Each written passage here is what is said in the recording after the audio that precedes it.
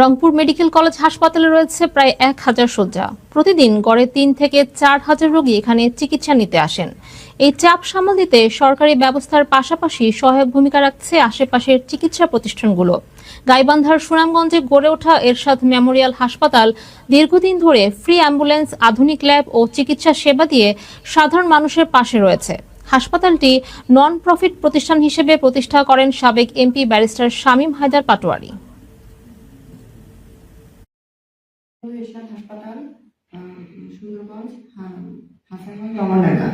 এখানে নিয়মিত রোগী দেখছি। এখানে গর্ভবতী মা সহ বয়স্ক মহিলা, পুরুষ, বাচ্চা সব ধরনের মা ও শিশু সেবা, এই ধরনের সেবা আমি দিচ্ছি।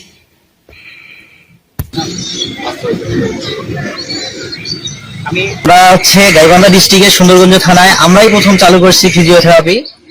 আমরা এখানে ফিজিওথেরাপি কন্টিনিউ চলছে বর্তমানে। আমাদের ব্যারিস্টার শামীম হায়দার পাটোয়ারি স্যার এই প্রতিষ্ঠানটা যে উনি তৈরি করছেন, এখান থেকে উনি কোনো লাভ্যাংশ নেন না।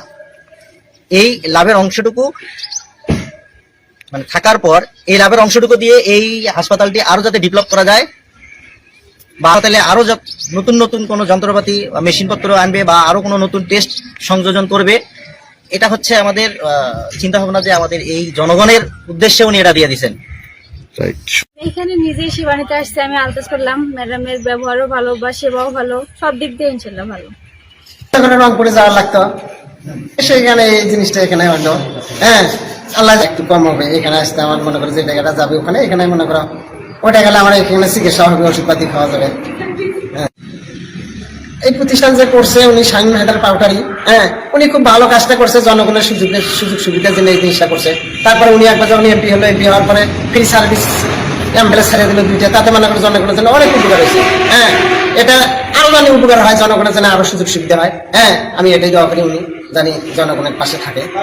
এটা জনগণের সেবার জিনিসই করছে উনি, খুব ভালো কাজ। এটা যতদিন বেঁচে থাকবে ততদিন এটা চলতেই থাকবে ইনশাল্লাহ। জানি এটা চলে, তাদের জনগণের সুবিধা হয়, জানি এই সুযোগ সুবিধা নেই। হাসপাতালের মালিক ব্যারিস্টার শামীম হায়দার পাটোয়ারি স্যার, উনি 2 বারের সকল সংসদ সদস্য এবং আগামী জাতীয় ত্রয়োদশ সংসদ সদস্য পদপ্রার্থী। জাতীয় পার্টির মহাসচিব, সাবেক এমপি, উনি এখানে 2 বার এমপি ছিলেন।